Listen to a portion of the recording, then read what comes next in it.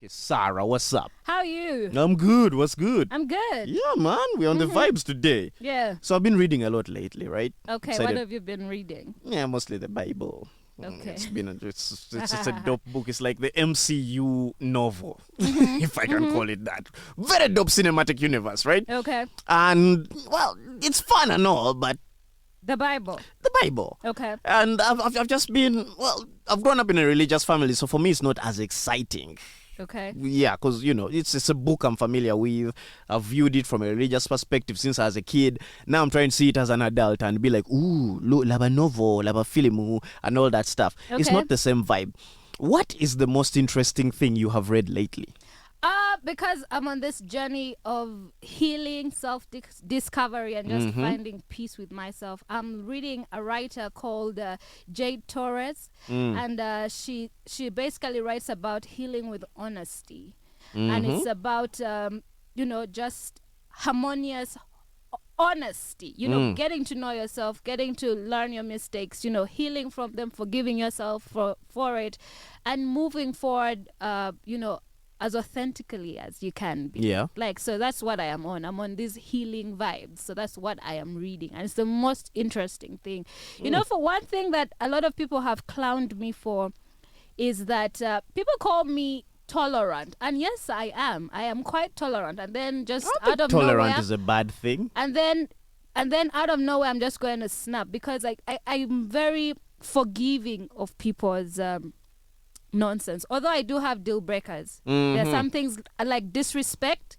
If you disrespect We are not me doing that or this year. somebody or even somebody I don't know, I'm going to come for you. Yeah.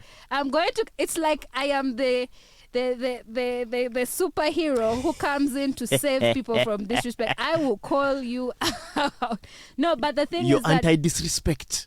But when I have people in my life that I absolutely love and adore, I look past their mistakes and I approach with love. Like I move with love. And a lot of people clown me for that. They say you're too kind, you're too nice, you take a lot of nonsense and blah blah blah stuff like that. So yeah, basically she writes about you learning to love yourself for who you are. And even though it can be a weakness, it's still a strength. So you just need to learn to balance where to apply kindness, where to apply assertiveness, where to defend yourself, and when to walk away from unnecessary situations. So that is what I'm on. That's Basically, what I'm reading right now. Finding balance. Yeah, just finding balance. Yeah. Sometimes you do not always have to approach every situation with love. Sometimes it's important to approach it with aggression, or assertiveness. Yes. Actually, Yeah. assertiveness is better than aggression. Assertiveness, not aggression. Drawing boundaries, saying, yes, I love you, but if you cross this boundary, there will be consequences. Do you understand? I understand entirely. Yeah.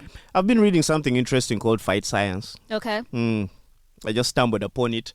And it's the whole idea of, combat Okay. as a tool, right? Yeah. Like learning how to fight, how to disable people and all that stuff. Like just how to kill a human being, generally. It's where to hit a person to knock them out, where to hit them to take them out, where to hit them to send a warning message. Okay. But what I found interesting about the whole thing is rule number 1 is don't fight if you can avoid it. Okay. It's important. It's very important. It's the discipline of knowing what to do and choosing not to do Yeah. it. I found that very intriguing because, like I said, as a violent teenager, not for any other reason other than the fact that I hated bullies. I really do not like bullies. Yeah. Like, who do you think you are trying to oppress someone else? But yes, that whole thing, I've been going through it and I've just been reading through it, and just a reminder, right, of I've lost at least three friends to fights. Okay. And this is like my daily reminder. The rule number 1 is the constant for me. What is that? If you can avoid it, do it. Just avoid it altogether. If you can avoid a fight, walk away, leave, do something. Just don't engage. If you can prevent it at any cost. Even if it means your own ego. Sometimes you just have to go against the whole thing, because I'll give you a scenario. Ego is not a good thing. Ego has its perks. I won't lie. It's never been a good thing. What perks are there to ego? Yeah, ego is motivation, man. Like at How? to some extent in life, we all do things for our ego. Like what? To make yourself happy. Like you're going to make all this money, buy all these cars, do all these things. Why? Because you want to be seen and respected in society. That's ego. That's not a To good a certain thing. extent, it is a good thing. You want to be seen. Respect will get you places in life. If you have No, there's a difference between ego and respect. There are a lot of people who we respect that don't have flashy, shiny things. I don't think that even contributes to people's respect, somebody's ego, because ego is just very ego is self. Ego is narcissistic. You do things so that you can feel better than other people. ego is not narcissistic. Ego is necessary because It's narcissistic. let me give you an example. In a relationship, right? Would you consider it egotistic for someone to have to revalidate you every day?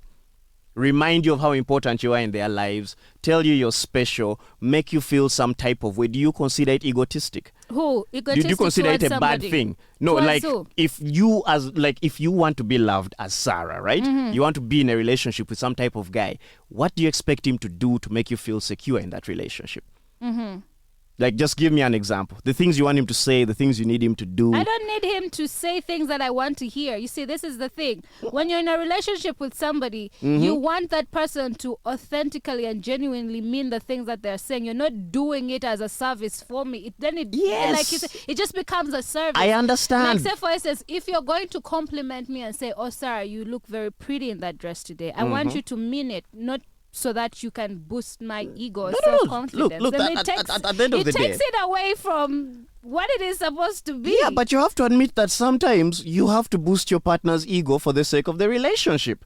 There are moments when you just have to make them feel better about themselves so they can do better with their lives, so you both can be better as people. Because if I put you down every time you ask me, how do I look? And I gave my honest opinion every single time and I had standards this high, right? Then And why are you in with my that opinion, person? you're here. No, it could just be the type of clothes you're wearing. It's not about the person. It could just be your choice in fashion, which is weird. Like, at some point, maybe you chose something, you've bought a set of dresses and you're like, oh, I feel great in these, but I don't like them. But you know what? You feel great in them. I'm like, hey, you go, girl. You go do your thing. As long as you're happy, right? There are those moments we do things to appease people's egos just so we can have peace in the world. No, And there are times we I do still things. Disagree, but No, okay, go on. there are times we go do on. things for our egos so we can get ourselves out. I can give you the best example: Baganda women, right? Do what? You may not be the best in the bedroom, but she's going to sell you land in the bedroom, right? She's going to give away Milo land in the bedroom. Oh, Zadzi, what the Milo? Like she's giving you all these things and praises and what? Meanwhile, she's boosting your ego so you can perform better. But at the same time, she's teaching you what you need to do in the bedroom to be better at the act in general. So if you combine massaging ego with teaching, you could get amazing results. Am I lying? I can't. I'm not lying. Like if you I massage can't the ego relate. a bit. I'm sorry. Listen, sometimes sometimes you just have to tell a person, look, hey, listen, not every time. It's not for every day, but there are days when you're just like, let me massage your ego, make you feel good about yourself, because you need it. This is not for people who are always at the top of their ego game, right? Because we are not our best all the time. Are you talking about ego or just somebody's self-confidence? Self-confidence is part of ego. And your self-esteem. Your And self-esteem, you're showing support. all that. That's all ego. Because Sometimes it's you self. don't have to do it. But I think the best way would be to give positive criticism as opposed to selling somebody lies. Not selling somebody lies. Because you do that when you're trying to massage people's ego. And you're telling him he's the best in the bedroom and you're here. Yet he's whack. yes, You're but faking you're it all the way. teaching Now, him. you see, this is the thing. That's what I'm saying. You're teaching him at the same time. Like, I'm not going to tell you your dress is whack, right? I'm going to buy you a dress that I think looks great. But while you're wearing the other one, I'm going to be like, yeah, that looks good on you because you feel great in it. There's nothing I can say that's going to change that. You feel great in it. But then I'm going to buy you a dress and be like, you know what? Hey, you want to try? I But bought you a gift. What the other person likes has nothing to do with you, and you should learn to let people be. Like we cannot always agree with people's people's style or their opinions or what they choose to do with their life. And We're not always going to agree. And you don't have to do that. What I'm saying is that we should just give. For me, I'm for give a genuine compliment. And me, I genuinely compliment people. If you have nothing nice to say, don't say anything at all. I also genuinely compliment people, but there are days when I'm like, yo, this person needs this. I'm going to boost it. And maybe the next day it will make them a better person. It will going to make them worse because now they're going out with this false confidence. Hey, I'm helping, man. Trust me. Most relationships are based on false confidence. Believe me, man. Half the compliments we give us guys are lies. Trust me. With that, I would like to end this session. It's the Fatboy Show, ladies and gentlemen. Keep it RX.